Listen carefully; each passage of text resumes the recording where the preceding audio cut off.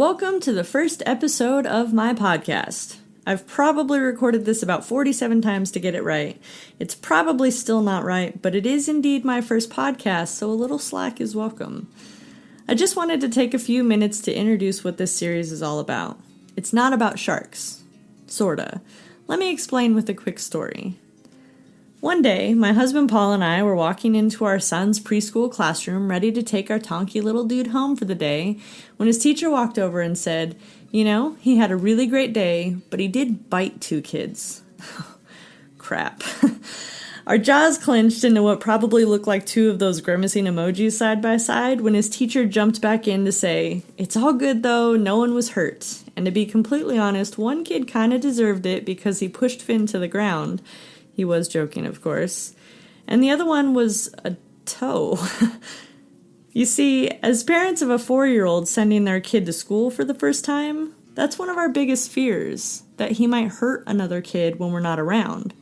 I mean, most parents probably send their kids off to school with similar fears, but our kid is a biter and a pincher. He's also sensitive to unexpected sounds, like children screaming at preschool, and has a difficult time regulating his senses. You see, Finley, or as we like to call him Finn, has autism. What does that mean exactly? Well, welcome to Shark Bite, a podcast about autism. I'm here to talk about what it's like to raise a young boy on the spectrum, from our family dynamics to his unique quirks and everything in between, like working with kids and adults on the spectrum, and what it's like living with autism. Although that will be the toughest one, seeing as no 2 people with autism are the same, and I don't actually have autism, so I can't speak on behalf of those who do. Over a series of episodes, I hope to take you all along on our journey through this unique community to give you a greater understanding of the diagnosis from low to high spectrum autism.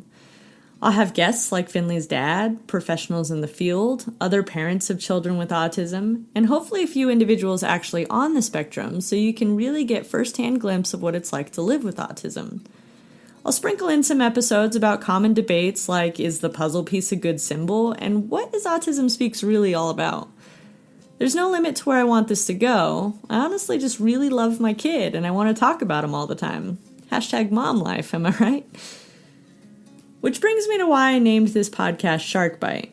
Aside from my son's name actually being Finn, he's obsessed with all things water.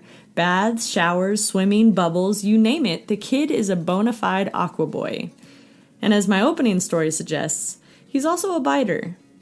Now, contrary to his teacher's quip that the other kid kinda deserved it, Finn doesn't bite in aggression.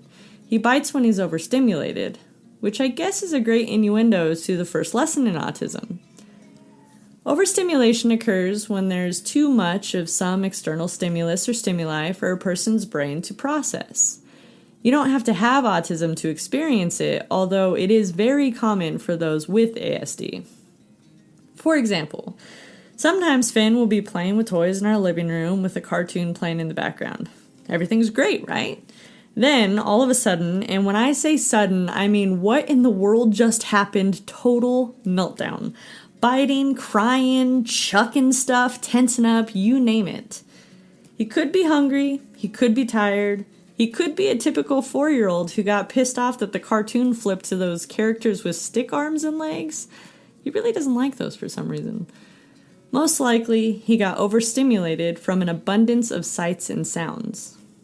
You see, many people with autism have heightened senses, particularly hearing and seeing.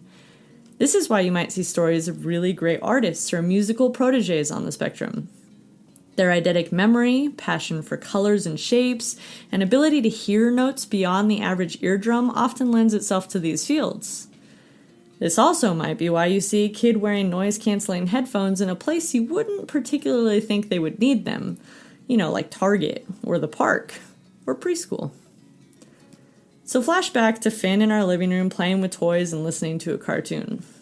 Then our dog starts scratching at the door to go outside. The AC clicks on, and there's a distant buzzing of a neighbor doing yard work. You see, Finn sees and hears all of these things at once, and it becomes overstimulating. His first impulse is often to bite down on something to create his own sort of output for all of that input, so to speak. Now, he has a lot of Chewy necklaces and toys, some that kind of resemble dog chew toys, to be quite honest. But he's still learning to go to those first and not the first thing in his eye line, like his own hands or another kid's toe. So our baby Finn is a bit of a shark boy, and he's also a biter. He's also the inspiration behind this podcast, so naming it sort of fell in my lap. I hope you enjoy listening to Shark Bite, but mostly, I hope you take away a greater understanding of a very complex diagnosis that affects roughly 1 in 54 children in the US alone.